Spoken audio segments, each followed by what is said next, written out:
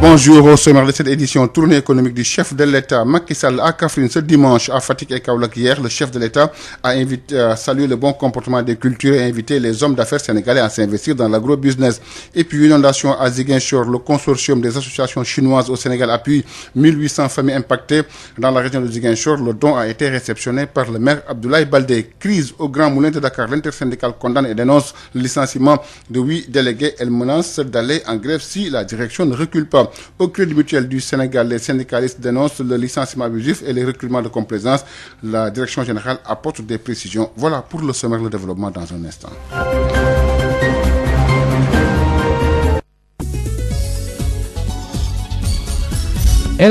Tournée économique du chef de l'État dans le centre du pays. Macky Sall attendu à Kaffrine ce dimanche. Hier à Kaolack, le chef de la diversification agricole et le bon comportement des cultures. Un satisfait site pour le président Macky Sall. Faisant fi du contexte Covid-19, certains responsables de Kaolack ont fait une véritable démonstration de force pour l'accueil. Correspondance à Watiaou. Sibassor et Keur Socé dans le département de Kaolack ont été les premières étapes du président Macky Sall en tournée agricole dans la zone centre du pays. À Sibassor, des champs d'arachide, de mil, mais aussi de pastèques de la Copédelsi, coopérative pour le développement local de Sibassor, ont été visités par le chef de l'État. À Keur Socé, le président est accueilli dans un périmètre risicole. Macky Sall se dit très satisfait du bon comportement des cultures qui augure de bons rendements, mais aussi de leur diversification, sans oublier la contractualisation avec les huileries. Président Macky Sall. Ici sur les champs de mil, ils ont aussi l'ingénieuse idée de mettre la pastèque, en même temps d'autres cultures en son sein, notamment la culture du bichon, la culture du niébé, en même temps que les champs d'arachide. Donc sur un même espace, dans un même champ, pour un hivernage, il y a une polyculture. C'est vraiment intéressant. Et il y a aussi la contractualisation. Autrement dit, cette coopérative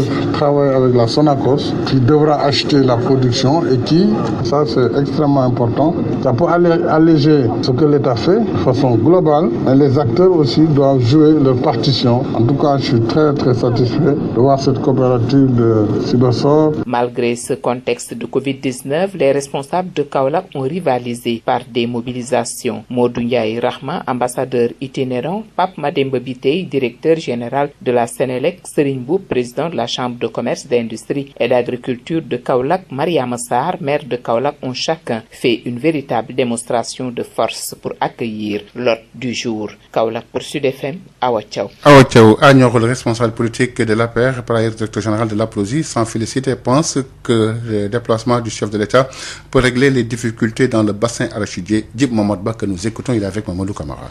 C'est une tournée qui, tout d'abord, nous réjouit. Le président commence par la région de Sine Saloum, son fief natal. Et moi-même, particulièrement, je suis totalement content de cette visite parce que c'est un moment où il y a eu des inondations et que, en tout cas, vous le savez très bien, la ville de Nioro a été toujours célèbre par rapport à des problèmes de ravinement dus à des inondations. Avec son programme décennal de lutte contre les inondations, Nioro a été sauvé. Des quartiers de Nioro pourraient être rayés de la carte, mais Nioro, avec un programme soutenu d'assainissement, a pu totalement sauver et n'a pas été cité du tout sur ces cas d'inondation cette année. C'est donc un plaisir d'accueillir le président pour lui magnifier déjà donc tout ce qu'il a fait, le remercier et lui manifester notre solidarité. Mais également de montrer que cette région est une région économiquement forte, de forte production de mil, de céréales, d'arachides, où les paysans sont engagés à toujours faire de la production intérieure, important de notre capacité de résilience par rapport à toutes les difficultés, notamment des difficultés comme la pandémie, des difficultés économiques et des difficultés de tout ordre. Voilà, donc aujourd'hui, on se réjouit d'accueillir le président et c'est un honneur qu'il nous fait. Et également, il faudrait qu'on soit bien sensible. Il vient chez lui, dans sa région. C'est le chef Fatick, dans la région de Fatick, la première étape, le chef de l'État a invité les hommes d'affaires sénégalais à s'investir dans l'agrobusiness et l'élevage intensif, deux filières de développement. Il veut moderniser les coopératives agricoles et les coopératives d'élevage dans les techniques culturelles. Macky Sall en tournée économique dans la région naturelle du Sine Saloum, correspondance Koursar. Le chef de l'État a constaté le bon comportement des cultures dans toutes les étapes de la première journée de sa tournée économique dans la région naturelle du Sine Saloum. Il a bouclé cette journée marathon par une visite de sa propre ferme de 25 hectares au niveau de Sagouya dans la commune de Toubacouta où sont développées diverses plantes, des manguiers, des cocotiers, des agrumes, mais aussi de l'arachide et de la pastèque.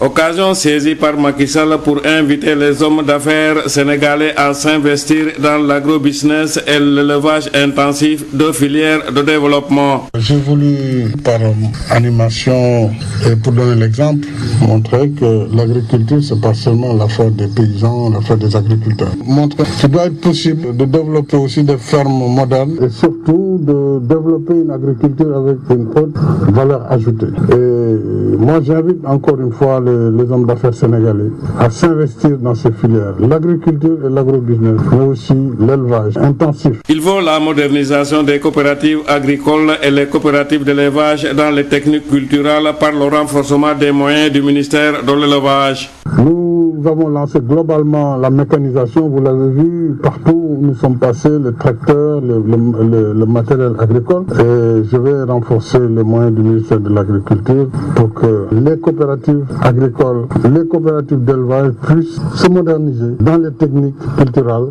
mais aussi dans l'encadrement et la commercialisation. Je suis très fier de ce que j'ai vu pour cette première journée. Le président Macky Sall a aussi présenté ses condoléances au Khalif Omar Deme de Sokone qui a perdu son frère Omar Ngalla Deme ces derniers mois. Il poursuit sa tournée économique ce matin dans le département de Nioro et dans la région de Kaffrine.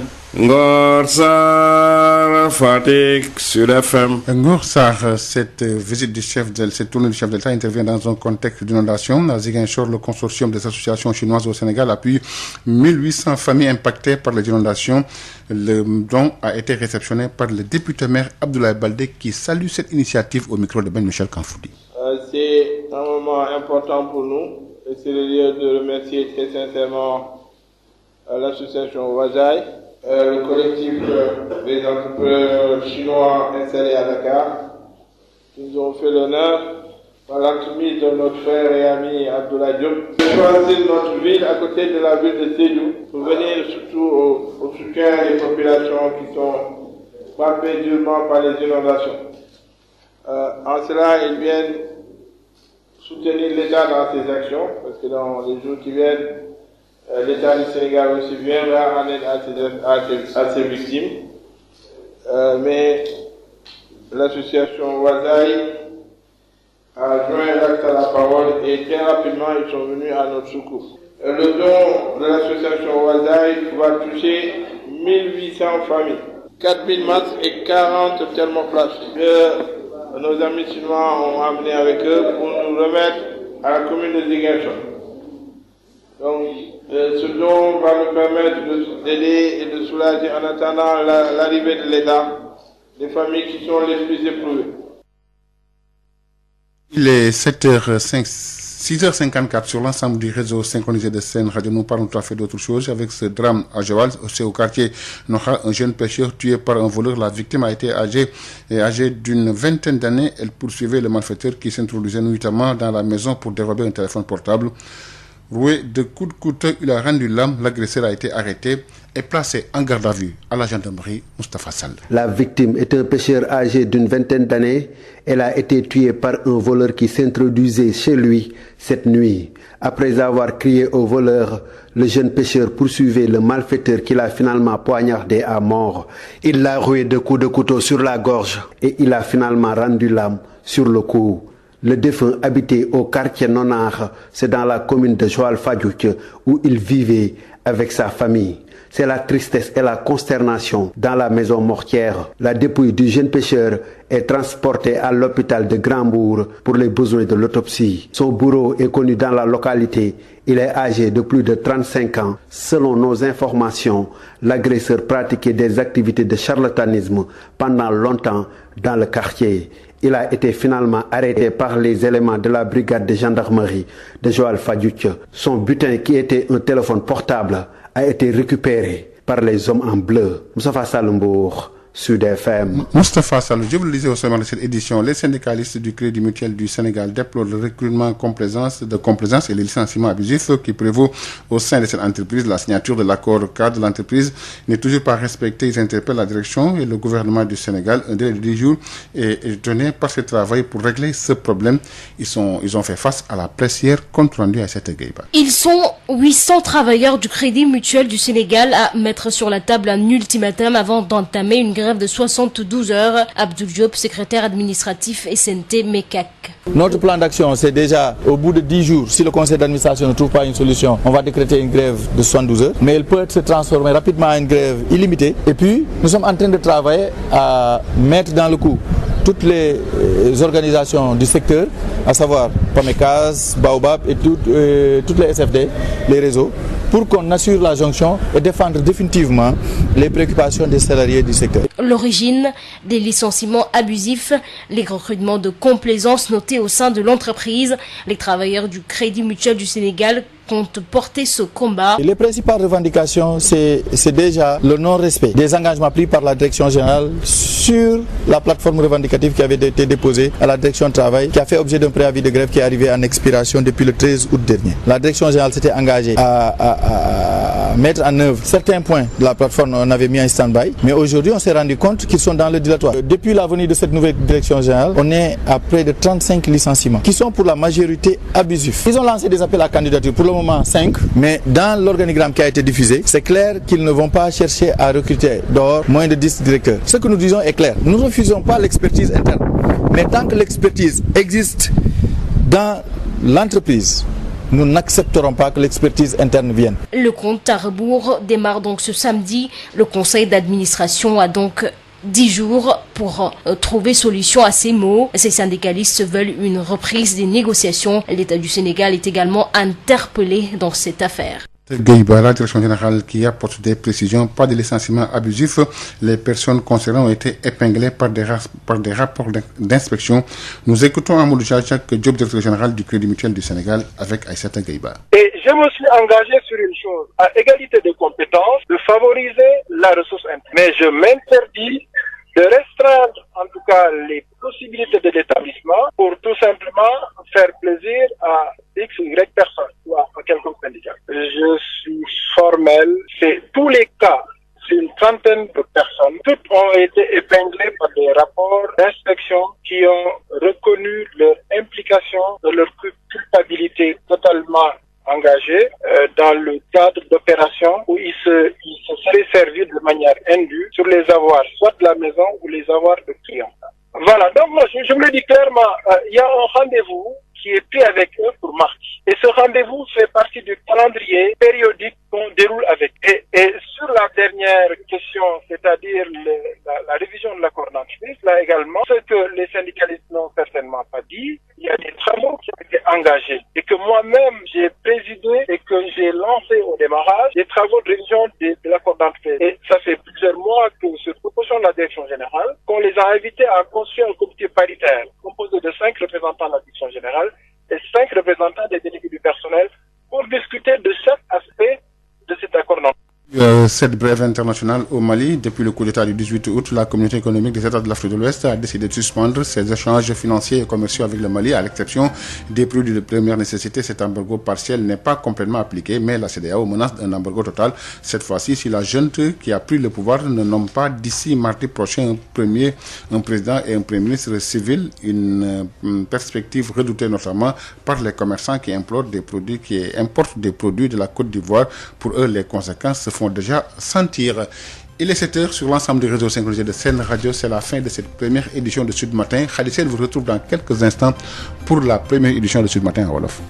asalaamaaleykum mbokk déglukat yi dal leen ak jàmm ci Sud FM Sen Radio xibaar yi lu ci gën a fës bokk na ci tournée économique bi nga xamante ne njiitu réew mi Macky Sall mu ngi koy def tey ji nag ca Kaffrine lay dem démb nekkoon na ca Fatick ak Kaolack njiitu réew mi nag di rafetlu bu baax mbay mi nu mu tëddee ren ji waaye tamit di woo homme d'affaires yi ñu daal di investir bu baax a baax ci agro business. ñu wax ba tey ci wàllub mbënn bi fële ca Ziguinchor consortium bi nga xamante ne moo ëmb association chinois yi fii ci Sénégal nag di jàppale junniy njaboot ak juróom-ñetti téeméer yoo xamante ne dañoo loru ci mbënd boobee foofee ci Ziguinchor don bi nag ki ko daal di jël mooy maire bi di Abdoulaye Baldé coow nag am na ca Grand Moulin bu Dakar intersyndical bi di ñaawlu bu baax a baax lu ñu dàq juróom-ñetti délégué ba tax na nag ñoom nee nañu bu direction bi deltuwul ginnaaw dinañu dem grève ca Crédit Mutuel bu Sénégal tamit syndicaliste yi jóg nañ tamit di ñaawlu li nga xamante ne mooy dàq yu ñuy nemmeeku yu bëri sax te teguñu ko ci yoon directeur général bi mu ngi indi ay leeral ci yile xibaar dinañ ci toftal xibaaru bitim réew Assane Thioune moo nekk ci xarale gi.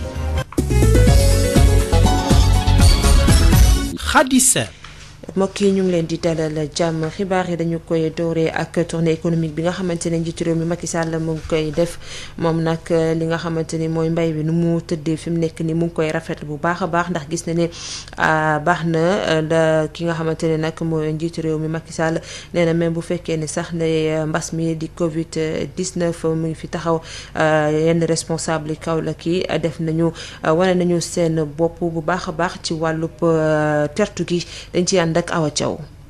Sibassor ak Kër Socé ci département bu Kaolack day ñooy étape yu njëkk yi nga xamee ne si njiitum réew mi di président Macky Sall teg na fay tànkam ci tournée agricole bi nga xam ne si mi ngi koy amal ci digg réew mi. ci Sibassor ay toolu gerte yu dugub yu xaal yu COPEDELSI di coopérative pour le développement local de Sibassor day dem na nemmeeku ko kii di njiitum réew mi bi mu eggee Kër Socé nag ñu ngi ko teeru ci benn tool boo xamee ne si ceeb lañ fa bay kii di président Macky Sall fetlu na lool ci ni mu gisee gàncax gi nga xamee ni si kat wane na ni dinañu am rendement yu baax waaye itam diversification bi ndaxte mbayteef yu bare la fa gis fàttewul benn yoon itam contractualisation bi nga xamee ni si moom la baykat yi am ak ñi nga xamee ni ñooy segal diwlin président Macky Sall. polyculture bi ma fi gis mooy gerte ngeen dugal ci ñebe def ci aussi bisap mais dugub bi aussi loolu day yokk rendement yi yokk aussi productivité productivité bu yokkee mooy koom yokk na en tout cas gis naa ne tam tool yi da ngeen am contractualisation yéen ak waa Sonacos loolu aussi lu rafet la c'est-à-dire kii béy su amee ki nar a jënd dina yokk liggéey bi loolu am solo la di leen féliciter yéen jigéen ñi ak ñi nga xam ne ñoom ñëpp ñoo bokk ci coopérative bi fii ci commune bu Sibassor. naam ñi ngi nekk ci contexte Covid 19 waaye teewul responsable Kaolack day jongante nañ bu baax a baax ci dajale seen mbooloo kii di Modou Ndiaye Rahma ambassadeur itinérant Pape Mademba Bitèye directeur général bu Sénélec Serigne Mboup président chambre de commerce d'industrie et d'agriculture ak Mariama Sarr di maire bu Kaolack kenn ku ci nekk day wane nga sa doole ci sa mbooloo mu takku ngir daal di teeru ganuk bés bi Awa Thiaw doon jokkoo ak yéen fii ci diwaanu Saloum pour Sud FM. Awa Thiaw responsable politique bu APR nekk foofee ca Nioro nekk tamit directeur général bu APROSI moom nag mi ngi rafetlu bu baax tukkib nemmeeku bi nga xamante ne njiitu réew mi mu ngi koy def foofee ca Saloum te nee na sax dina tax njiitu réew mi mun ci régler ay jafe-jafe foofee ca bassin arachidier bi Jim Mat Ba dañ koy teewlu ci micro Mamadou Camara.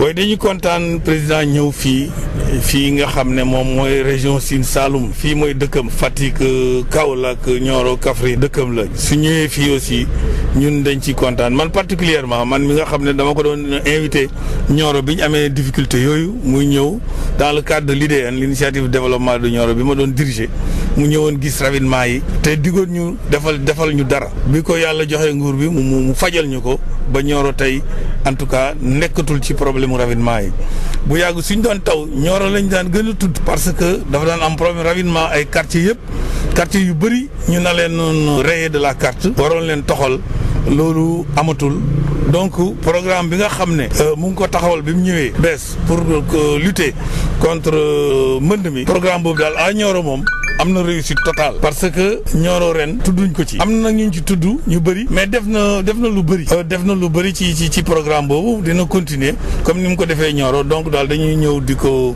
sargal di ko wax ne ñëw nga sab dëkk ñun ñëpp ñu ngi jàpp di la remercier particulièrement waa Nioro aussi ñu ngi ubbeeku di nekk encore sa ginnaaw pour di farlu ci liggéey bi liggéey nañ bu baax a baax bay nañ tool yi ñun ñëpp paysans yeeg ñun ñëpp bay nañ mboq bay nañ dugub bay nañ gerte Sine Saloum fa mu nekkoon rek nekk na fa ci koom-koom mi nga xam ne moom lay suqat di ko def pour réew mi di ko def téye Sénégal ci économie Sénégal loolu yëpp président ñëw na dëkkam goxam. ci diwaanu Fatick nag ci pàcc bu njëkk bi njiitu réew mi daal dinay rek woo homme d'affaires yi ñu daal di dugal seen koppar bu baax a baax ci wàllub agro business ak élevage muy ñaari filière yoo xamante ne mun na sukkalib réew ba tax na nag mu bëgg a yeesalaat coopérative agricole yi dañ ci yànd Ngor Sarr. njiitum réew yi de gis nañu nawet bi naate ci fépp fu mu jaar ci bés bu njëkk bi ci tournée bi mu jagleel région naturelle bu Sine Saloum. muy bés bu mu tëjee ci visite bi mu amoon ci ferme bi nga xamante ne mu ngi toll ci 20 hectares ak juróom te mu moom ko ci dëkk bi ñuy wax Sagoudia ci commune bu Toubacouta mu def fa ay garab yu bëri muy mango ak cocotier ak itam ay mandarine waaye béy nañ fa gerte ak xaal. Macky Sall di woo homme d'affaires yi nekk Sénégal ne nañ dugal seen loxo ci li ñuy wax agro business ak élevage intensif muy ñaanam. mbéy kenn waru ko xeet moo taxoon ma jàpp ne président de la République bu béyee moom ci boppam ut toolam loolu bu amee jot ñëw fi dinañ wane ne mbéy du métier boo xam ne dañ ko war a suufeel wala war ko xeet. ñi nga xam ne tam ay homme d'affaires lañu war nañu fexe réew mi ñu bàyyi di jéggaani meew te ñu def élevage intensif wala agriculture intensive. fas yéene na itam coopérative agricole yi ak coopérative élevage yi gën a xarañ ci seen liggéeyu mbéy. tax mu ne dina dooleel ministère bi saytu lépp lu dem ci wàllu mbéy. liggéey suuf bokk na ci li gën a yóbbu réew kanam donc bien sûr état bi dina nekk seen wet toujours pour encadrement pour protection des végétaux mooy DPV mais aussi pour surtout équipement agricole. ñu renforcer machines yi ak tracteurs yi te luñ ci defoon ci alal dinañ ko yokk. ak aussi ñu taxawu leen ci campagne agricole yi. président Macky Sall moom it jaale na Khalif Omar Deme bu Sokone nga xamante ne dafa ñàkk magam ci weer yi ñu génne muy Omar Ngalla Deme. dina wéyal tournée économique am suba gi ci département bu Nioro ak diwaan bu Kaffrine. Ngor Sarr Fatick Sud FM. Ngor Sarr consortium bi yomb association chinoise yi fii ci Sénégal ñoom nag jàppale nañu junni njaboot ak juróom-ñetti téeméer yoo xamante ne dañoo loru ci wàllu mbënd bi ci diwaanu Ziguinchor ñu dal leen jox ay dundu boobee nag ñu ngi ko teg ci loxo yu maire ba di Abdoulaye Baldé mooy maire bu Ziguinchor dañ koy teewlu ci micro Ben Michel Kanfoudi. kuréelu association chinoise yi yëngu ci biir Sénégal te ñu am yéene ñëw jàppale nguuru Sénégal jàppale population Sénégal ci jafe-jafe yoo xam ne population ñu koy dund rawatina mbënd bi xam ne ni que quartier yu bëre aussi bien Ziguinchor mais aussi Sénégal yëpp ñu ngi population yu bëre loolu la lañu ci biir mbënd bi ñoo xam ne ñii seen kër ñoo yàqu ñii seen dund moo yàqu parce que seen dugg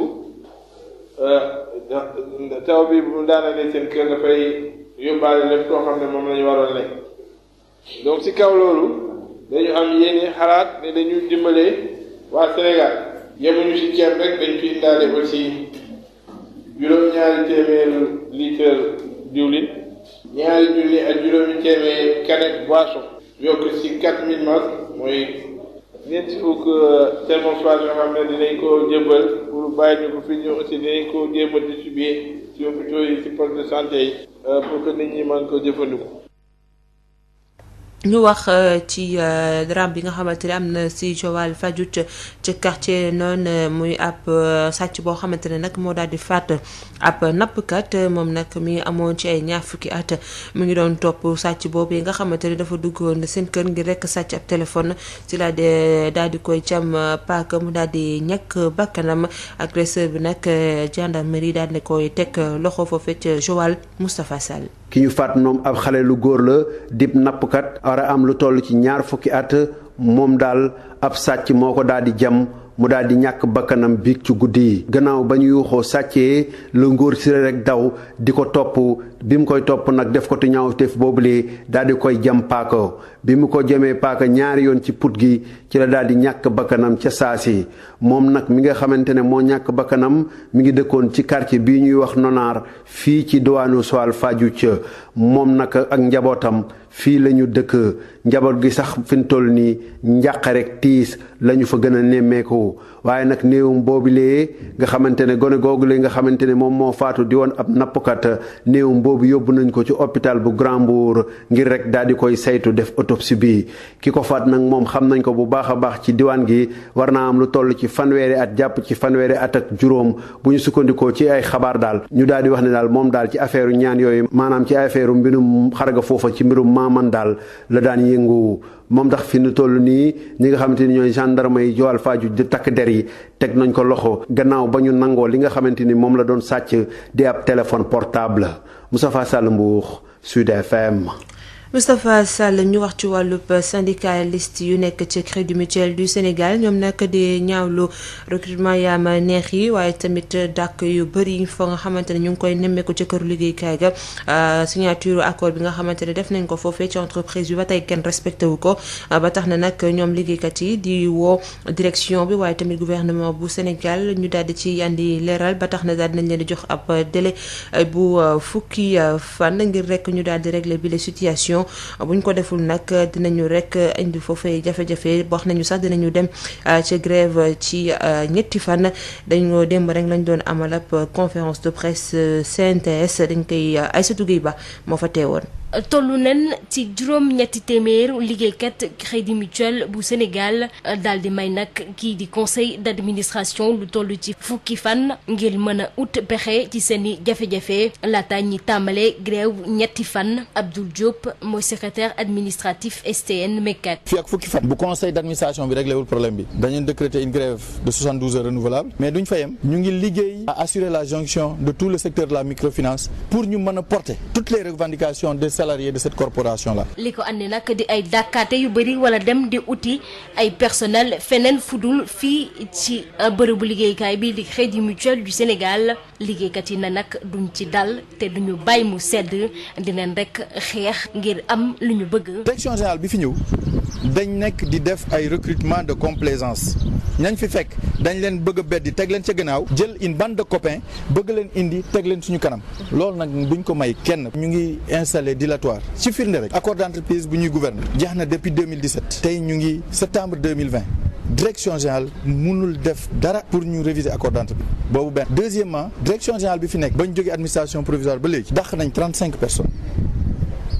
li si gën a bëri ay licenciement abusif la. ci bésub tey jii nag la ñuy tàmbali compter fan yi ba mu mat fukki fan syndicaliste yi di laaj rek ay négociation woon nañ ci itam kii di nguurub Sénégal mu dal see dugal loxoom ngir mën a artu ci xiiroo ak ngaayoo mi xew fële ci Crédit Mutuel bu Sénégal. Aïssatou Gueye Ba recrutement yooyu nag dañ ko def ci biir rek ci biti nit ñi nga xamante ne dañ leen fa dàkk ay rapport ñoo leen daal di teg loxo boo tax nag direction générale bi di indi ay leeral ne licenciement yooyu maanaam dàq yooyu bëriwul te teg nañ ko fu leer ba tax na nag moom mi di directeur général bi di woo rek syndicaliste yi ñu toog daal di waxtaan ci talaata gi ngir rek ci ay saafara ba tax na tamit mi ngi woo syndicaliste yi ñuy rek bañ a andi foofu ay tension ci biir këru liggéeykaay googu Amadou Jean-Jacques Diop lay wuyoo ñu teewlu ko ci micro Aïssatou Gueye Ba. dañu ne c'est recrutement interne et externe on recherche des profils yu spécifiques profil bu nekk nag ki nekk ci biir soo jàppee ne am nga li ñu soxla nga déposer sa candidature ki nekk ci biti tamit soo jàppee ne am nga li ñu soxla nga déposer sa candidature te bi ñuy waxtaan ak personnel bi dañ leen ne bés bu ñu demee ba jongante yi ñuy waajal pour xool ñi mën pour ñu jël leen bés bu ñu demee gis ne ki nekk ci biir ak ki nekk ci biti ñoo tolloo compétence dañuy jël ki ci biir naam dëgg la ne trentaine de personnes licenciées nañ leen waaye amu ci kenn ci trentaine yi koo xam ne dañ ko licencier de manière abusive ñëpp ñu ngi licencier te parce que dafa am dañu jalgati yoonu charte liggéey bi fu ñu xam kër gi xam na ci taxawaayu waxtaan ak lëkkaloo loolay suñu cosaan d'abord maa ngi ñaawlu démarche bi kenn mënul am dara ci contrainte ak menace ak contrainte ak menace nañu xam ne ñun musuñu ci séddee te duñ ci séddee waaye nitu dialogue lañ. d'ailleurs avant ñuy def conférence bi depuis une semaine convié nañ leen réunion boo xam ne dafa dugg ci li ñuy wax les rencontres périodiques ñaari weer yu nekk ñu recevoir suñu délégués yi toog waxtaan ak ñoom ci ay sujets yu leen intéressé sujet bu leen neex ñu indi ko ñu waxtaan lépp lu ñu soxla ci luy jëmale kër gi kanam ñu waxtaanee ko amul dara lu ñuy nëb démarche boobu ñu ngi ci et d'ailleurs yónnee nañ leen invitation bi pour mardi ñoom lundi ñoom ñoo gisee seen biir mardi ñu dajeek donc xamaa ne kon ñooñu ñu ngi ci démarche waxtaan ak ñoom waaye ultimatum ak menace on ne fonctionne pas comme ça kër du doxee noonu. intersyndical bu bootoo ci CNTS UNSAS nekkee ci Grand Moulin bu Dakar ñoom it lu ñu ñaawlu mooy lu ñu dàkk juróom-ñetti délégué ak juróomi liggéeykat ci ñoom naam sax ay waxtaan jugoon na waaye direction générale bi taxul fu mu taxaw rek la daal di taxaw jàpp ci dogalam googule intersyndical bi nag fas yéene na dem grève lu yàggul dara ngir rek direction générale bi jëlaat liggéeykat yooyu nga xamante ne dàkkoon nañ leen Ismaïla Marcel Coly. intersyndical CNTS UNSAS bu liggéeykat yu nekk ci Grand Moulin bu Dakar ñu ngi mettitulu dogal bi direction générale jël dàq juróom-ñetti délégué ak juróom yeneen liggéeykat ndax dafa am ay kàddu yu ñu yëkkati ci seen groupe WhatsApp jëmale ko ci seen direction boobee ki xam la lu ñu mel mooy madame Niang di délégué du personnel. ça fait léegi 4 mois ñu nekk ci ay tolof nekk ci ay xeex ak suñu direction générale léegi nag lu indi coow loolu yëpp avec l'avènement de cette direction générale depuis 2015 sous la houlette de monsieur Baba dañu traversé benn climat social boo nga xamante ni dafa yéeme dafa doy waar dañuy licencier à tout bout de champ di jël suñu ay acquis sociaux sans raison di ñu teg si ay jafe-jafe yoo nga xamante ni kenn mënu koo comprendre te kenn mënu koo wax. à notre grande surprise le 4 juin ñu woo délégués yi ak 5 travailleurs 8 délégués ak 5 travailleurs servir leen des sommations interpellatives pour leur dire que vous avez créé irrégulièrement un groupe WhatsApp. le lendemain ñu ñëw vendredi 5 juin on a licencié sur le champ les 5 travailleurs et on a servi des mises à pied conservatoires aux 8 délégués. ci noonee nag intersyndical bi nee na def na kenn kattanam ngir ñu wis ci ndoxum jàmm ci jafe-jafe yi nga xamante ne am na ci seen këru liggéeykaay boobu wante antuwul. ñu nekk def nañ médiation sages yi nekk ci kër gi def nañ médiation imam yi ulema yu nekk ci dëkk bi def nañ médiation retraités yi seen amical def nañ médiation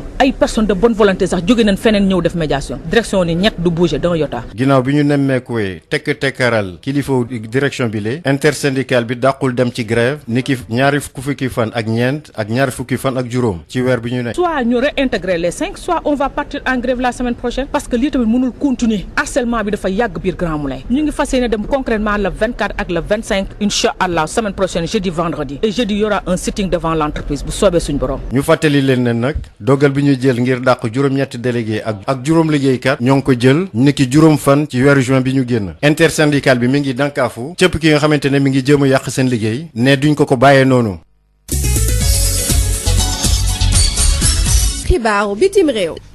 xibaaru bitim réew ca Mali gannaaw ba fa coup d'état bi amee fukki fan ak juróom-ñett ci weeru août bi ñu génn communauté économique des états d'Afrique de l'Ouest maanaam CEDEAO daal dinay jël dakkal bépp jënd ak njaay diggante réewu Mali ak yeneen réew yi nekk ci CEDEAO sauf nag li nga xamante ni mooy lu ñuy soxla pour rek dundee ko loolee nag boo moytuwul defe nañ ko waaye jëfewuñ ko bu baax a baax mais CEDEAO wax na rek ne dina ko rek daal di dakkal lépp bu fekkee ne rek junte bi nga xamante ne jël na pouvoir bi nomewul président fii ak talaata wala sax ab premier ministre boo xamante ne civil lay doon muy loo xamante ne nag dina am njeexital ci jaaykat yi ñoom ñi nga xamante ne fi mu nekk nii ñu ngi jëlee seeni produits ci Côte d'Ivoire ñoom nag nee nañu conséquences yi ñu ngi koy sentir ni bu baax a baax.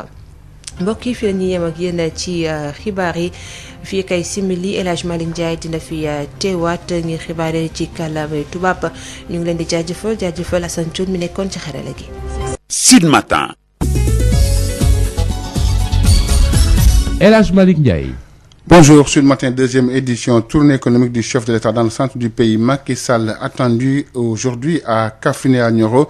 Hier à Kaolack, le chef de l'État a salué le bon comportement des cultures, a décerné un satisfecit faisant fi du contexte Covid-19. Certains responsables politiques de Kaolack ont fait une véritable démonstration de force pour l'accueil du chef de l'État, correspondant à Wadiab. Sibassor et Keur Socé dans le département de Kaolack ont été les premières étapes du président Macky Sall en tournée agricole dans la zone centre du du pays. À Sibassor, des champs d'arachide, de mil, mais aussi de pastèques de la Copedelsi, coopérative pour le développement local de Sibassor, ont été visités par le chef de l'État. À Kersosé, le président est accueilli dans un périmètre risicole. Macky Sall se dit très satisfait du bon comportement des cultures qui augure de bons rendements, mais aussi de leur diversification, sans oublier la contractualisation avec les huileries. Président Macky Sall. Ici sur les champs de mil, ils ont aussi l'ingénieuse idée de mettre la pastèque, en même temps d'autres cultures en son sein, notamment la culture du bichon,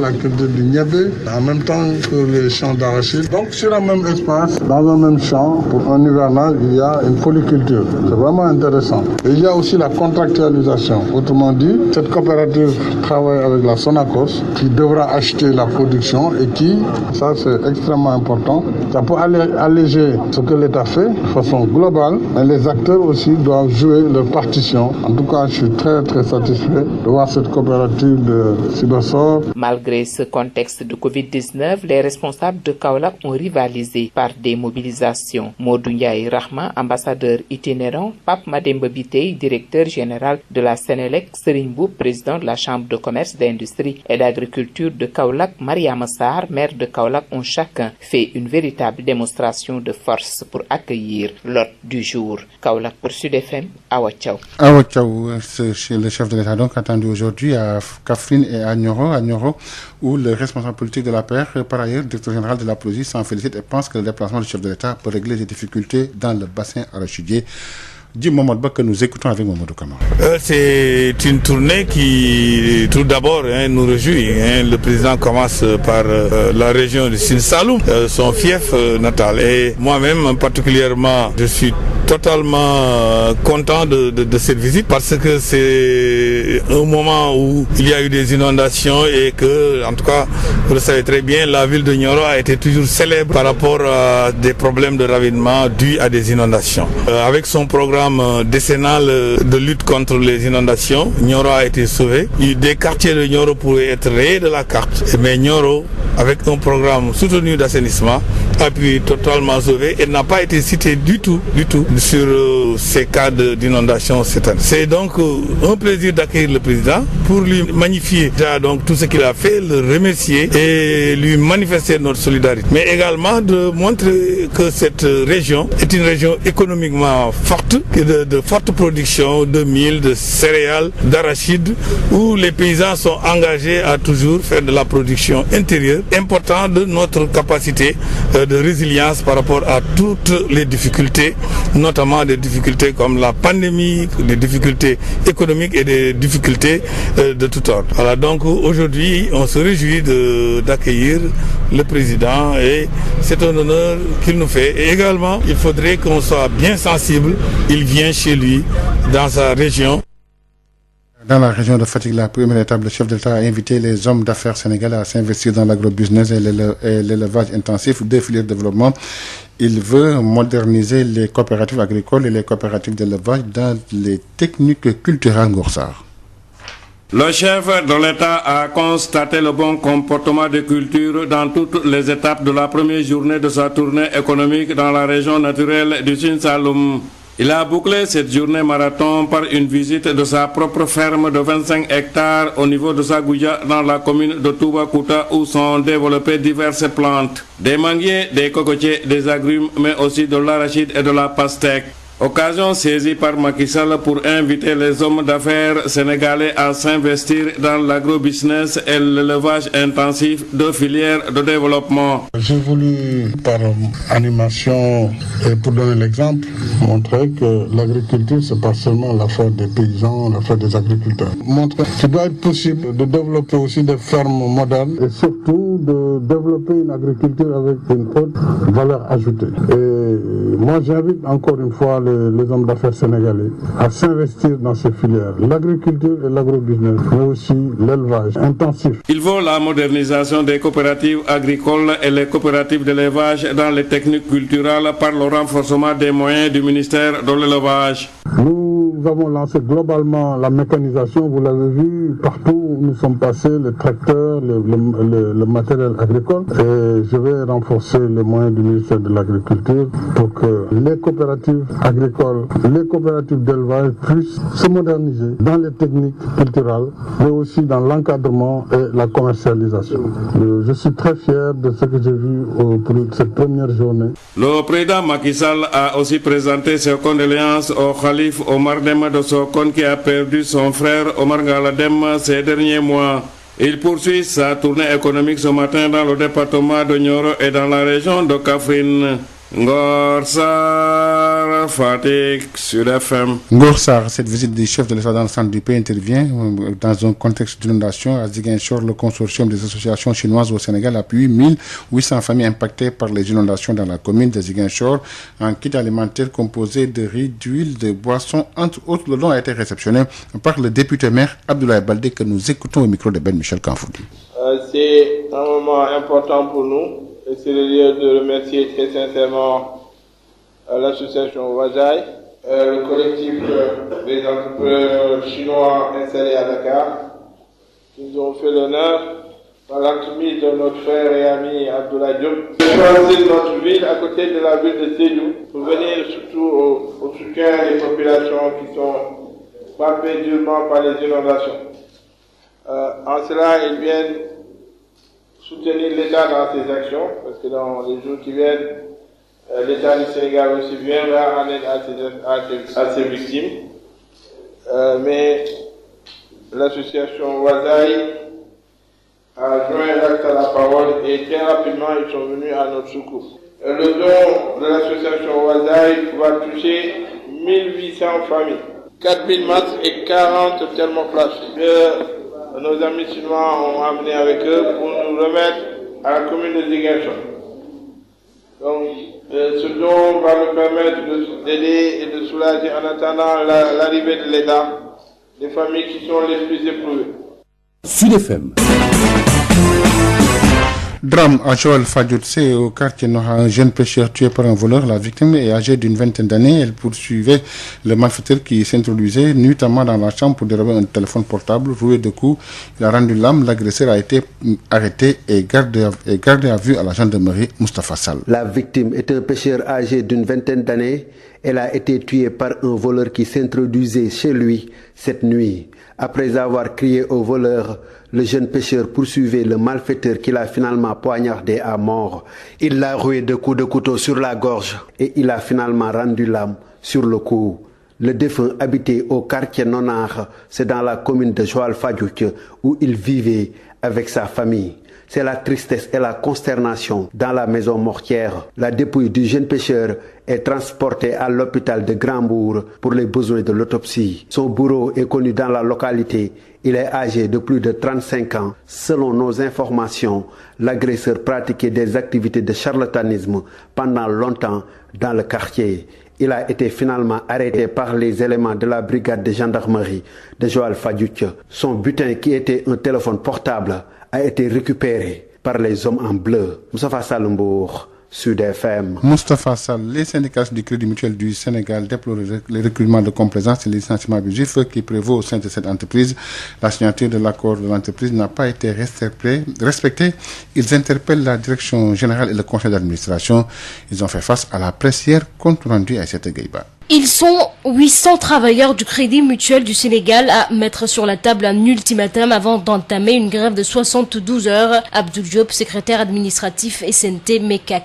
Notre plan d'action, c'est déjà au bout de 10 jours, si le conseil d'administration ne trouve pas une solution, on va décréter une grève de 72 heures. Mais elle peut se transformer rapidement en une grève illimitée. Et puis, nous sommes en train de travailler à mettre dans le coup toutes les organisations du secteur, à savoir PAMECAS, Baobab et toutes les SFD, les réseaux, pour qu'on assure la jonction et défendre définitivement les préoccupations des salariés du secteur. L'origine des licenciements abusifs, les recrutements de complaisance notés au sein de l'entreprise, les travailleurs du Crédit Mutuel du Sénégal comptent porter ce combat. Les principales revendications, c'est déjà le non-respect des engagements pris par la direction générale sur la plateforme revendicative qui avait été déposée à la direction du travail, qui a fait objet d'un préavis de grève qui est arrivé en expiration depuis le 13 août dernier. La direction générale s'était engagée à mettre en œuvre certains points de la plateforme on avait mis en stand-by. Mais aujourd'hui, on s'est rendu compte qu'ils sont dans le dilatoire. Depuis la venue de cette nouvelle direction générale, on est à près de 35 licenciements qui sont pour la majorité abusifs. Ils ont lancé des appels à candidature, pour le moment 5, mais dans l'organigramme qui a été diffusé, c'est clair qu'ils ne vont pas chercher à recruter dehors moins de 10 directeurs. Ce que nous disons est clair. Nous ne refusons pas l'expertise interne.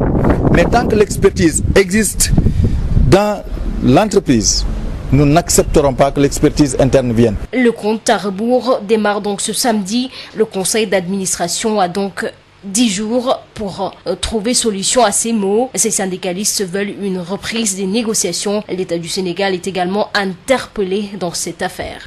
Aïssata Gueye-Ba, la direction générale qui apporte des précisions. Toutes les personnes licenciées ont été impliquées, ont été épinglées par des rapports d'inspection. Nous écoutons Amadou Jean-Jacques Diop, le directeur général du Crédit Mutuel du Sénégal, avec Aïssata Gueye-Ba. Et je me suis engagé sur une chose, à égalité de compétences, de favoriser la ressource interne. Mais je m'interdis de restreindre en tout cas les possibilités de l'établissement pour tout simplement faire plaisir à X ou Y personnes ou à quelconque syndicat. Je suis formel, c'est tous les cas, c'est une trentaine de personnes. Toutes ont été épinglées par des rapports d'inspection qui ont reconnu leur implication, leur culpabilité totalement engagés dans le cadre d'opérations où ils se seraient servis de manière indue sur les avoirs, soit de la maison ou les avoirs de clients. Voilà, donc moi je me le dis clairement, il y a un rendez-vous qui est pris avec eux pour mardi. Et ce rendez-vous fait partie du calendrier périodique qu'on déroule avec. Et sur la dernière question, c'est-à-dire la révision de l'accord d'entreprise, là également, ce que les syndicalistes n'ont certainement pas dit, il y a des travaux qui ont été engagés et que moi-même j'ai présidé et que j'ai lancé au démarrage des travaux de révision de l'accord d'entreprise. Et ça fait plusieurs mois que, sur proposition de la direction générale, qu'on les a invités à construire un comité paritaire composé de 5 représentants de la direction générale et 5 représentants des délégués du personnel pour discuter de chaque aspect de cet accord d'entreprise. Et puis l'intersyndicale CNTS, une chasse des travailleurs des Grands Moulins de Dakar condamne le licenciement des 8 délégués et de 5 autres travailleurs malgré les médiations menées par les bonnes volontés. La direction a maintenu sa décision. L'intersyndicale compte aller en grève très prochainement pour pousser la direction à reprendre ces travailleurs licenciés. Ils ont fait face à la pressière compte rendu de Marcel Colli. L'intersyndicale CNTS, UNSAS, des travailleurs des Grands Moulins de Dakar s'insurge contre la décision de la direction générale de licencier 8 délégués du personnel et 5 autres travailleurs sur la base des propos qu'ils auraient tenus dans un groupe WhatsApp. Selon Madame Nian Senebouad, déléguée du personnel aux Grands Moulins de Dakar. Cette direction qui, depuis plus de 6 ans, a installé au sein de l'entreprise un climat social délétère. Depuis l'avènement de cette direction générale, dirigée par notre DGA, M. Bava, on a eu à traverser pas mal de problèmes. La goutte d'eau qui a fait déborder le vase, c'est que 8 délégués et 5 travailleurs pris comme ça au rabais. Et les 5 ont licencié sur le coup les 5 travailleurs pour ces mêmes motifs. L'intersyndicale dit avoir usé de toutes les voies de recours pour résoudre le conflit collectif qui perdure au Grand Moulin de Dakar, mais sans succès. Une médiation avait été menée par la présidente du Haut Conseil du dialogue social, par même certains dignitaires religieux qui sont connus, et des personnes de bonne volonté de l'entreprise, certains doyens, certains cadres même avaient essayé, en tout cas, de trouver des solutions avec cette direction. Mais malgré tous ces efforts déployés, la direction maintient cette décision arbitraire de licencier ces 5 travailleurs. Ceci, d'ailleurs, peut témoigner, s'il en était besoin, suffisamment de leur manque de considération vis-à-vis de nos institutions.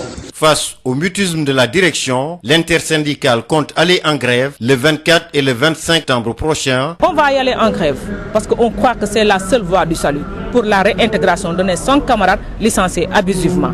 Nous comptons le faire le 24 et le 25, Inch'Allah, la semaine prochaine. Pour rappel, la décision de licencier 8 délégués et 5 autres travailleurs date du 5 juin dernier. L'intersyndicale met en garde quiconque qui tenterait de briser leur action. Ismaël Marcel Colli, quelques brèves sportives. Nous démarrons par la 4e journée de la Ligue 1 française qui sera bouclée aujourd'hui avec Nice, PSG, Strasbourg, Dijon, Metz, Reims, Brest, Lorient, Montpellier, Angers, Nantes, Saint-Etienne et Marseille contre Lille. Et puis en Angleterre, pour le compte de la 2e journée, on suivra ce dimanche Southampton, Tottenham, Newcastle, Brighton, le choc Chelsea, Liverpool de Sadio Mané, Leicester contre Burnley. Et puis en Espagne, pour le compte de la 2e journée, on suivra Séville, Elche, Levante, Atlético Madrid, Grenade, Alaves, Real Sociedad contre Real Madrid, Betis Séville contre Valladolid. Nous terminons par l'Allemagne avec la première journée qui sera bouclée aujourd'hui. Leipzig contre Mayence. Il est 7h46 sur l'ensemble du réseau synchronisé de Sen Radio. C'est Josette Biagikali qui nous fait la synthèse des faits saillants de la semaine écoulée. Bienvenue à toutes et à tous. Vous écoutez la rétrospective de l'actualité saillante de la semaine sur Sud FM. Keur Massar sera le 5e département de Dakar, 46e au niveau national. Une annonce faite par le chef de l'État Macky Sall au cours de sa visite dans les localités inondées de cette ville. Par ailleurs, le président Sall a demandé aux maires et aux préfets de ne plus autoriser les lotissements dans les zones de cuvette. Nous l'écoutons. Dès qu'il y a une pluie, nous aurons encore un spectre désolant des inondations. Donc nous devons nous aider là-dessus, travailler ensemble pour que les zones non édificantes ne soient plus des zones autorisées pour l'habitat.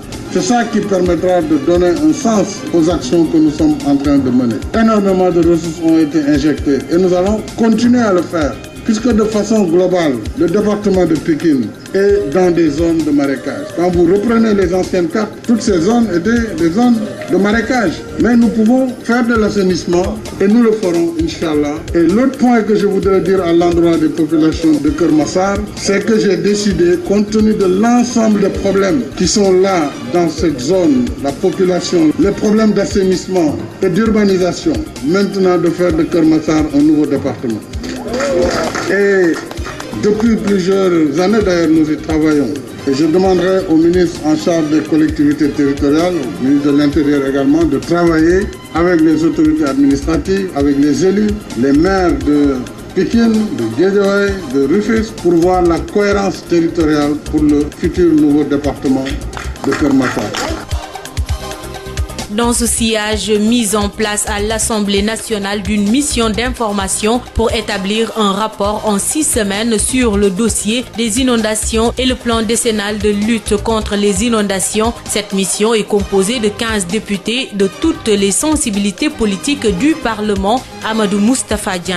Vers la mise en place d'une mission d'information à l'Assemblée nationale, une mission d'information qui aura justement pour mission d'établir un rapport sur le dossier des inondations géré par le plan décennal de lutte contre les inondations, lequel rapport sera déposé au plus tard le 31 octobre 2020 auprès du chef de l'État avec des conclusions et recommandations appropriées. Selon le communiqué de l'Assemblée nationale, cette mission, forte d'une quinzaine de députés représentants de la majorité de l'opposition et des non-inscrits, sera dirigée par un président, un vice-président et un rapporteur. Dès sa mise en place, elle commencera ses travaux dans le cadre du délai de 6 semaines qui lui est imparti. Ces missions sur le terrain cibleront Dakar et toutes les zones géographiques du pays impactées par les inondations. Les membres de la mission seront issus de la Commission de l'aménagement du territoire, de l'urbanisme, de l'habitat, des infrastructures et des transports, de la Commission des finances, du contrôle budgétaire et de la Commission de la santé, de la population, des affaires sociales et de la solidarité nationale. La déclaration indique que cette mission pourra recourir à l'expertise nationale pour jeter une lumière sur la gestion de ce plan décennal de lutte contre les inondations.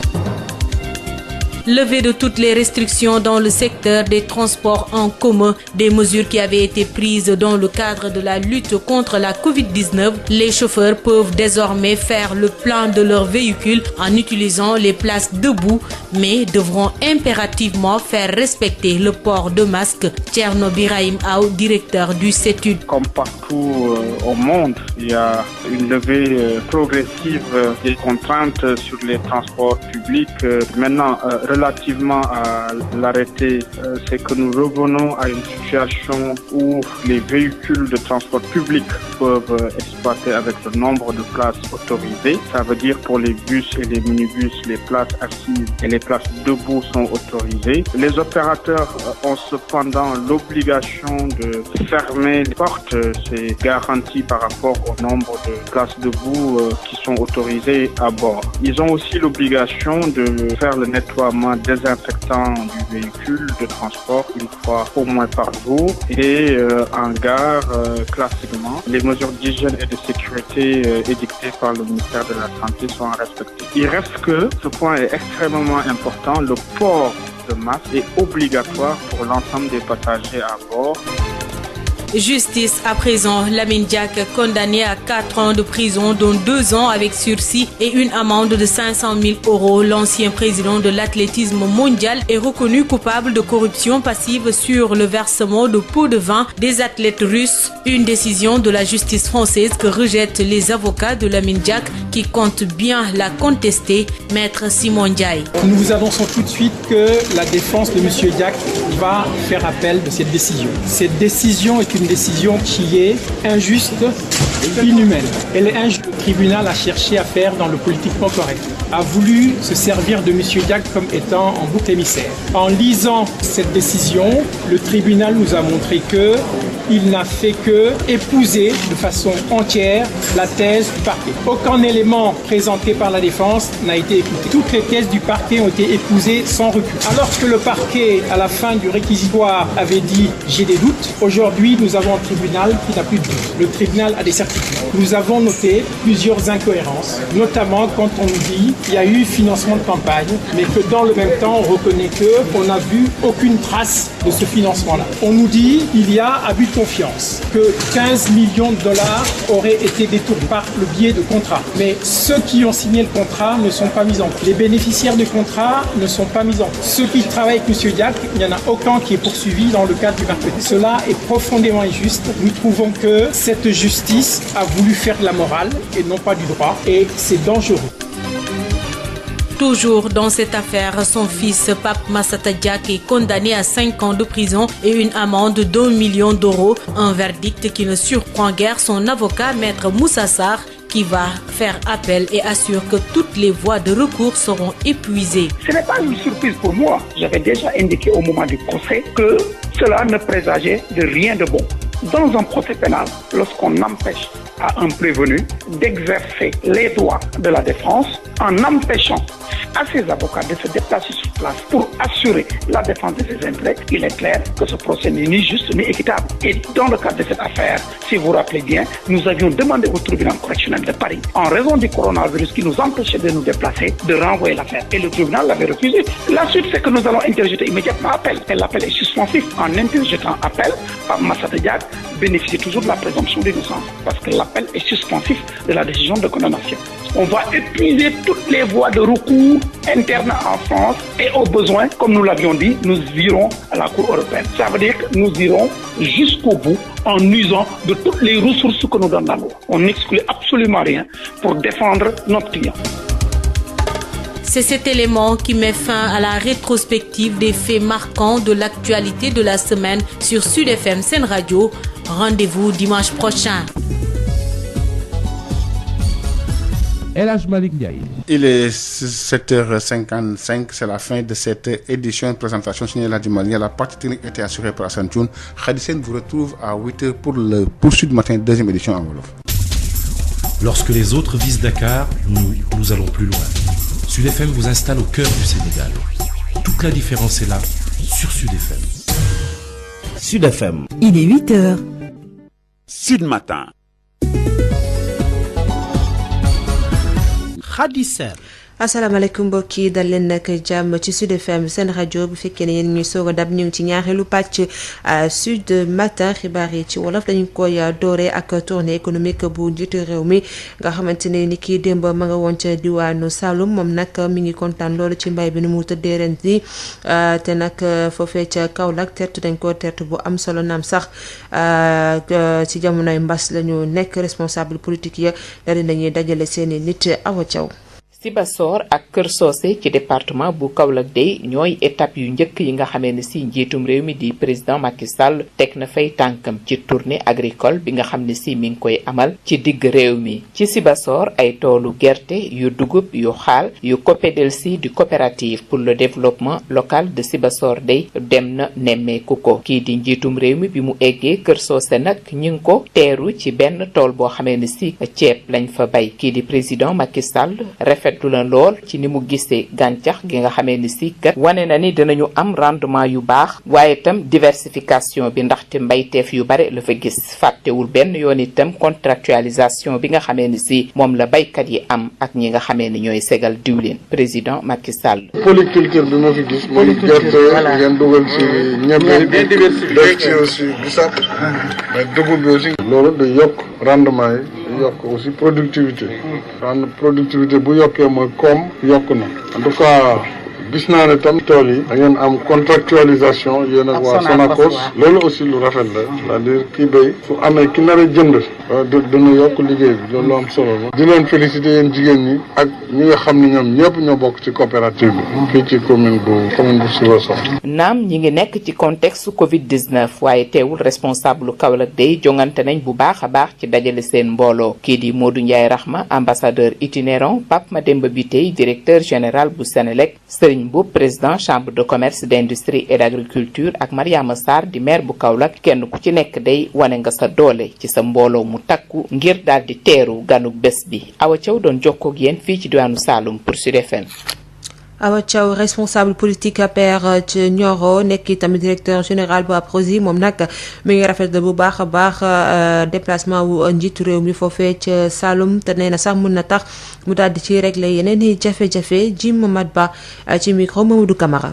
waaye dañuy kontaan président ñëw fii nga xam ne moom mooy région Sine Saloum fii mooy dëkkam Fatick Kaolack Nioro Kaffrine dëkkam la su ñëwee fii aussi ñun dañ ciy kontaan man particulièrement man mi nga xam ne dama ko doon invité Nioro bi ñu amee difficulté yooyu muy ñëw dans le cadre de l'IDN l'initiative de développement de Nioro bi ma doon diriger mu ñëwoon gis ravitaillement yi te diggoon ñu defal ñu dara bi ko yàlla joxe nguur bi mu fajal ñu ko ba Nioro tey en tout cas nekkatul ci problème ravitaillement yi bu yàgg suñ doon taw Nioro lañ daan gën a tudd parce que dafa daan am problème ravitaillement ay quartiers yëpp quartiers yu bëri ñu na leen noon rayer de la carte waroon leen toxal loolu amatul donc programme bi nga xam ne mu ngi ko taxawal bi mu ñëwee bees pour lutter contre mbënd mi programme boobu daal à Nioro moom am na réussite totale parce que Nioro ren tudduñ ko ci am na ñu ci tudd ñu bëri mais def na lu bëri ci programme boobu dina continuer comme ni mu ko defee Nioro donc daal dañuy ñëw di ko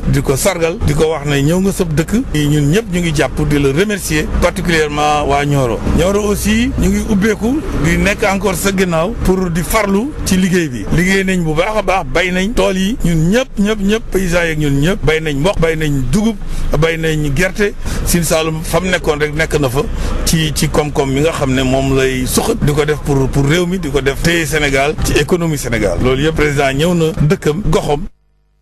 njiitu réew mi daal dinay dem tamit ca diwaanu Fatick foofee nag daal dinay woo homme d'affaires yi ñu daal di dugal seen xaalis bu baax a baax ci wàllub agro business ak wàllub élevage muy ñaari filière yoo xamante ne ni mun na rek daal di sukkali réew mi waaye tamit bëgg na ñu daal di yeesalaat coopérative agricole yi ak tamit wàllub élevage dañ ci ànd Ngor Sarr.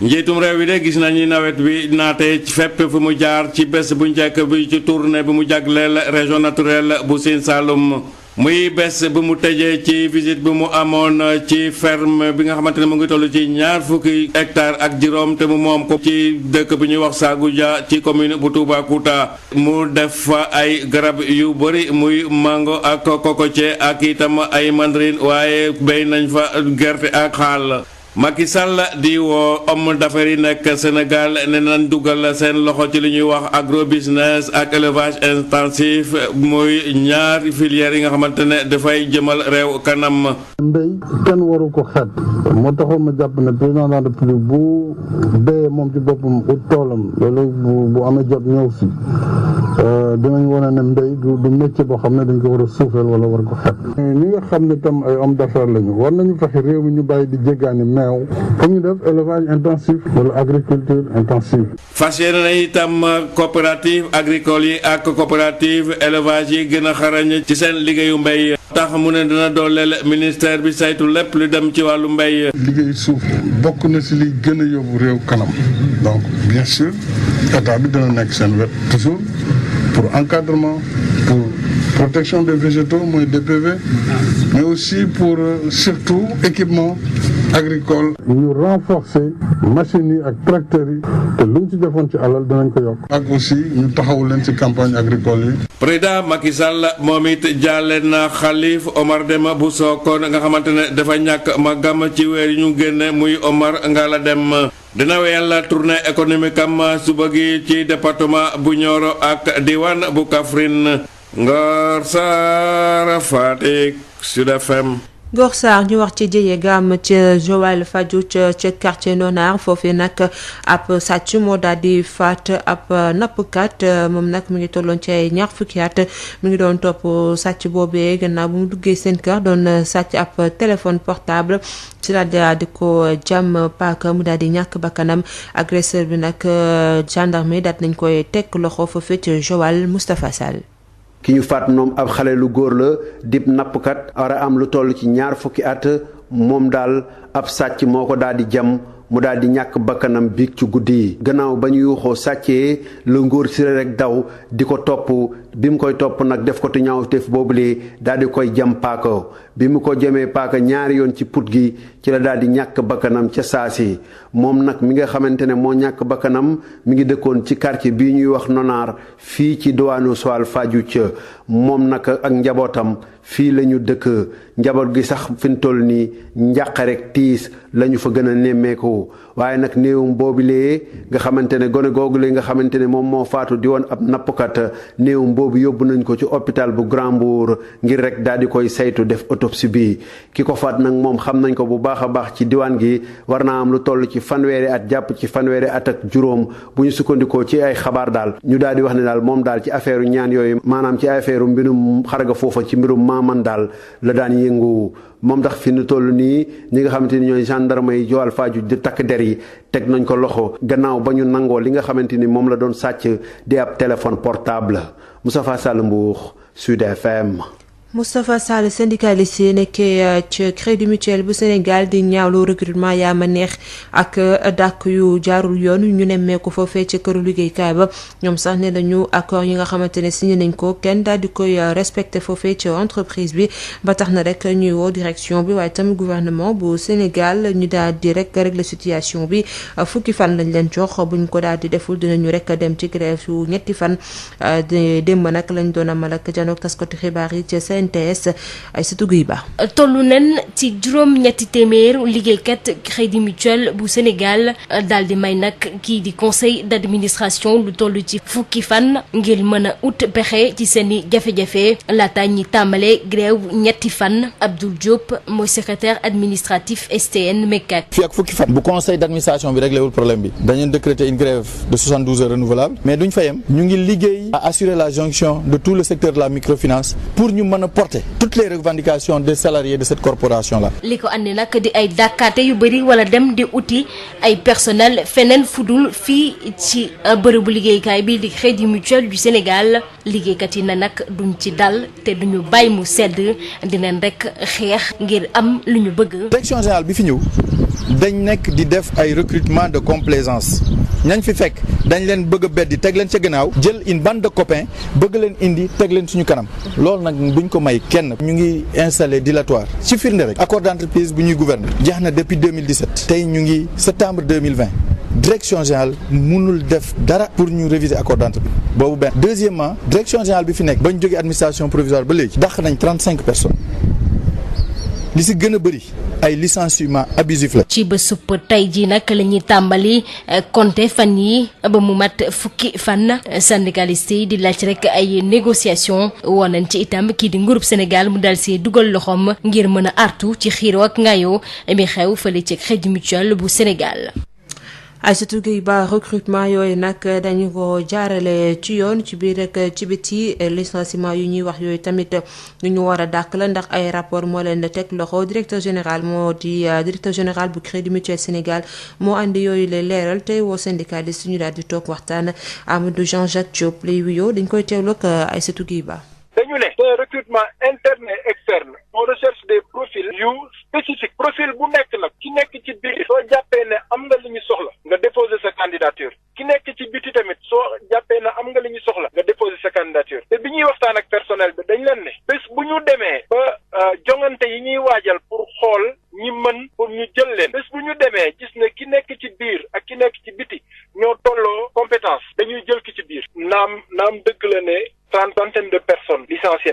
waaye amu ci kenn ci trentaine yi koo xam ne dañ ko licencier de manière abusive ñëpp ñu ngi licencier te parce que dafa am dañu jalgati yoonu charte liggéey bi ku ñu xam kër gi xam na ci taxawaayu waxtaan ak lëkkaloo loolay suñu cosaan d'abord maa ngi ñaawlu démarche bi kenn mënul am dara ci contrainte ak menace nañu xam ne ñun musuñu ci cédé te duñ ci cédé waaye nitu dialogue lañ. d'ailleurs avant ñu def conférence bi depuis une semaine convié nañ leen réunion boo xam ne dafa dugg ci li ñuy wax les rencontres périodiques ñaari weer yu nekk ñu recevoir suñu délégué yi toog waxtaan ak ñoom ci ay sujets yu leen intéressé sujet bu leen neex ñu indi ko ñu waxtaan lépp lu ñu soxla ci luy jëmale kër gi kanam ñu waxtaanee ko amul dara lu ñuy nëb démarche boobu ñu ngi ci et d'ailleurs yónnee nañ leen invitation bi pour mardi ñoom lundi ñoom ñoo gisee seen biir mardi ñu dajeek donc xamal ne kon ñooñu ñu ngi ci démarche waxtaan ak ñoom waaye ultimatum ak menace on ne fonctionne pas comme ça kër du doxee noonu. ñu egseeg yéen ci pàcc bu mujj gi ak xibaar yu gën a fës ci yaay bés yi ñu nekk pàttali gi ak Josette Kali. dal leen jàmm ci jotaay bi fësal xibaar yi gënoon a am solo benn ci ayu bés fi ci Sud FM. Kër Massar moo nar a nekk juróomeelu département bu région bu Dakar nekk ci Sénégal gi yëpp ñeent fukk ak juróom-benneel ba bile annonce ki ko xamle moo di njiitum réew mi Macky Sall ginnaaw visite bu mu doon amal ca bërëb yu mbënn mi sonal waaye ci loolu président Sall mu ngi sàkku ci maire yi ak préfet yi ñu dakkal lépp loo xamante ni ay autorisation la jëm ci lotissement ci zone yi nga xamante ni ndox mi dafa bëri lum fay taa.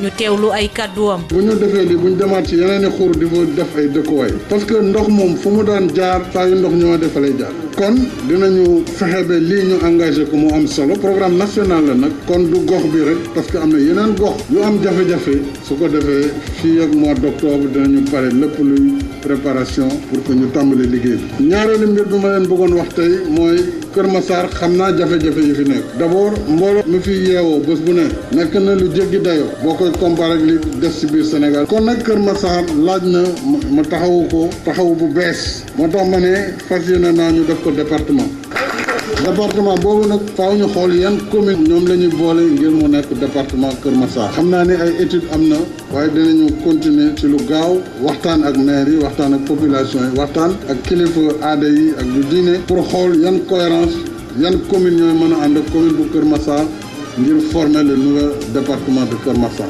loolu nag buñ koy wax du rek créer département waaye mooy xool wàllu sécurité bi ñu ngi koy doolelee ñu ngi leen di doolelee ci wàllu assainissement bi loolu incha allah bu dul yàgg danañ ko taxawal fii ci département bu bees bi ñu fas yéene def.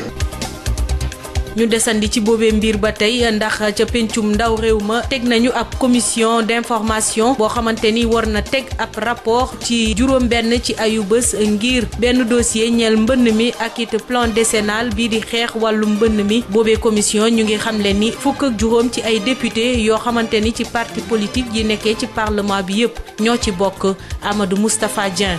Assemblée nationale dina taxawal ci fan yi di ñëw benn mission d'information ngir leeral lu ngatu lépp lu jëm ci wàllu mbënd mi ak it plan bi nga xam ne taxawoon nañ ko fii dubbee ko plan décennal de lutte contre les inondations plan boobule waroon xeex mbënd mi diiru fukki at fii ci réew Sénégal mission boobule war na taxawal benn rapport boo xam ne gën ngaa yéex fanweeri fan ak benn ci weeru octobre 2020 war na ko jébbal njiitu réew mi te boobulee rapport dina ci tënk li mu jot a saytu rawatina it ay digle ñeel président Macky Sall mission d'information boobule ay député ñoo ko nar a ŋànk fukk ak juróom lañ nar a doon bokk ci kujje gi bokk ci nguur gi majorité bi ak non inscrits yi nga xam ne faruñu fenn bu ñu sampee kuréel googule rek liggéey bi dafay door dem ba fi ak juróom-benn ayu bés yoo xam ne ci la war a liggéey daal di saytu lépp lu jëm ci wàllu mbënd mi moo xam ci Ndakaaru la ak ci bépp barab boo xam ne mbënd mi jot na koo laal ci fàttali mission d'information boobule commission yi nekk ci biir assemblée nationale diggante développement du bokk ci commission développement durable ak transition écologique commission aménagement territoire urbanisme ak habitat ak infrastructure ak commission finance contrôle budgétaire ba ki sax commission santé population affaires sociales ak solidarité nationale yooyu les commissions yépp ñoo nar a séq bi les missions d'information ngir leeral fan la ñu dugal koppar yi nga xam ne tegoon nañ ko fii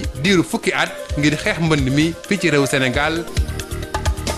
lépp loo xamante ni dogal la woon ñu jëloon ko ci xeexu mbas mi ci wàllum dem ak dikk bi yëkkati nañ ko léegi chauffeur yi dinañu mën di feesal seeni bus muy maanaam jëfandikoo place yi nit ñi di taxaw waaye ci boobee dogal bokk na ci ñu wàcc woon ni mu ko waree ak solub masque gi Thierno Birahim Aw mooy directeur bu CETUD. jamono dem na ba ñuy lever mesure de restriction yi maanaam ñu dellu ci économie boo xam ne ni dañ ko war a yëkkatiwaat te transport am ci doole lool parce que ñu ne place assise yi ñu autorisé woon ak place debout yi dañ koy indiwaat ci bus bi minibus bi ak taxi globalement waaye li ëpp solo ci mesure bi mooy port de masque bi ay obligatoire maanaam képp ku nekk ci oto bi sa masque obligation la pour yow opérateur bi tamit dañ ko laaj muy nettoyer oto bi benn yoon par jour war ko yées tamit mu fexe ba li nga xam ne moom la warloog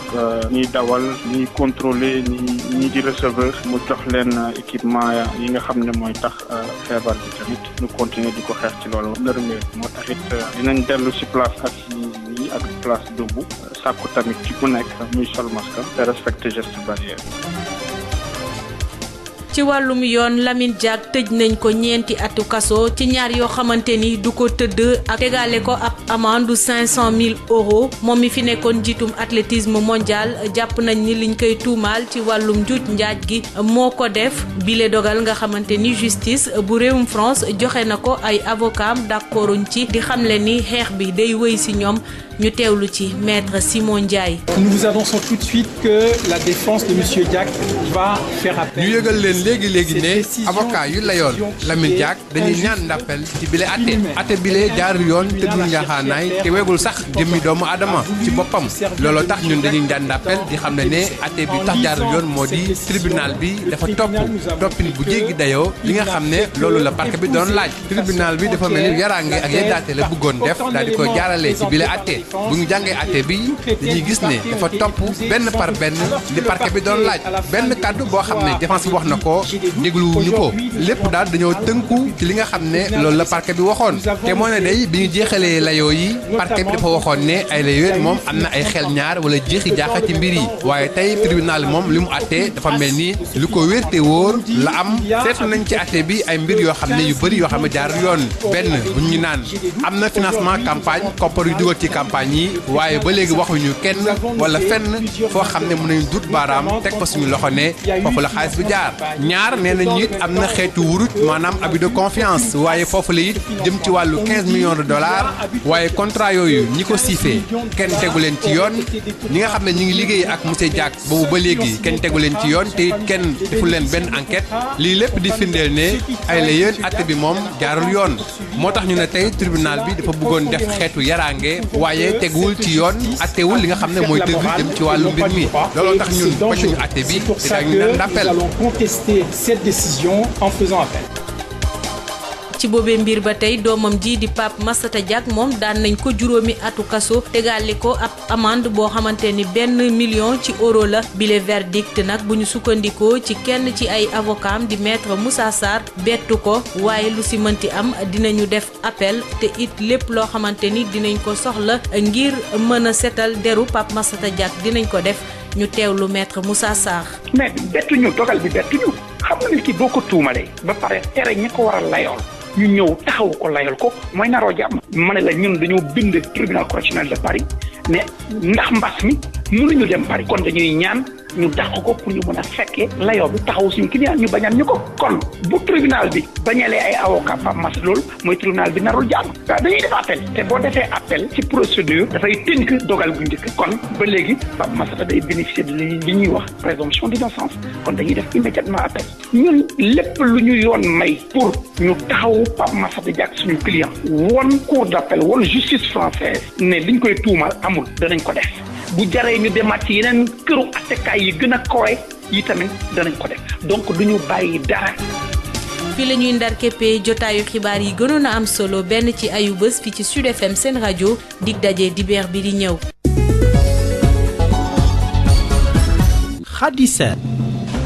ñu koy jox dig daje dibeer bi di ñëw moom Josette Kali ñu koy jaajëfal mbokk yi fi la ñëpp ak yéen ci xibaar yi di leen jaajëfal di jaajëfal Assane Thioune mu nekkoon na ci xarala yi ñu yendoog jàmm.